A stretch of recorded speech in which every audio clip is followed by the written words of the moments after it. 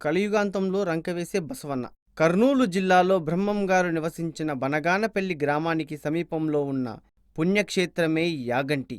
ఆహ్లాదకరమైన ప్రకృతి సౌందర్యంతో పరవశింపజేసే పుణ్యక్షేత్రాలలో యాగంటి ఒకటి.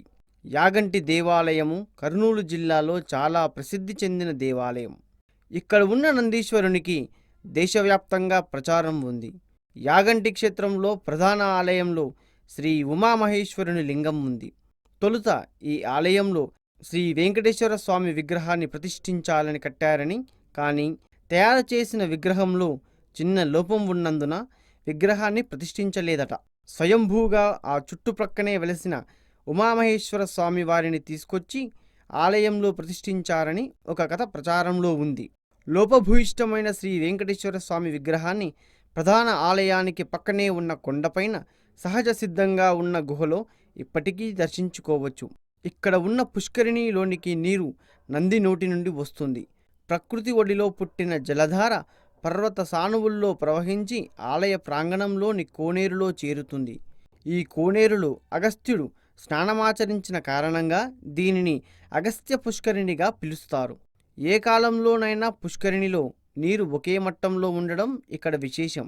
ఇందులోని నీటికి ఔషధ గుణాలున్నాయని, ఇందులో స్నానమాచరిస్తే సర్వ రోగాలు నయమవుతాయని నమ్మకం. పుష్కరిణి నుండి ఆలయానికి వెళ్ళడానికి సోపాన మార్గం ఉంది. శ్రీ పోతులూరి వీరబ్రహ్మేంద్ర స్వామివారు కాలజ్ఞానంలో ఈ యాగంటి బసవన్న రోజురోజుకి పెరిగి కలియుగాంతంలో లేచి రంకెవేస్తాడని చెప్పిన విధంగానే ఇక్కడి బసవన్న అంతకంతకు పెరుగుతూ ఉండడం, ఆ విధంగానే పురావస్తు శాఖ ఈ విషయాన్ని నిర్ధారణ చేయడంతో మరింత మహిమాన్వితమై వెలుగొందుతుంది. బ్రహ్మంగారు ఇక్కడ కొంతకాలం నివసించారని, ఆయన నివసించిన ఈ గుహని శంకర గుహ మరియు రోకాళ్ళ గుహ అని కూడా అంటారు. ఈ క్షేత్రం కర్నూలు నుండి సుమారు 100 కిలోమీటర్ల దూరంలో ఉంది.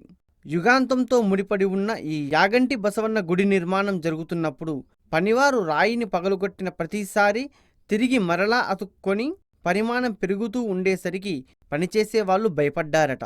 అప్పుడు శివుని ఆదేశం మేరకు నందీశ్వరుడు స్వయంభూగా వెలిశాడట. అందువలన ఇక్కడి నంది విగ్రహం తయారు చేసినది కాదు, స్వయంగా నంది ఆకారం దాల్చింది. అందుకే ఇక్కడి నంది పరిమాణం పెరుగుతూ ఉంటుంది.